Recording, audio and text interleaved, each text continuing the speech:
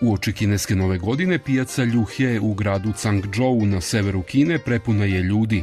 U ponudi su raznovrsna hrana i novogodišnji proizvodi, a kupci mogu da vide i izvođenje akrobatskih i borilačkih veština. Ova pijaca nije samo živi fosil trgovine na drevnom kanalu Peking-Hangzhou, budući da joj je istorija duga više od 600 godina, već je i mesto na kojem je nastala piletina u loncu, poznato jelo koje danas privlači veliki broj turista.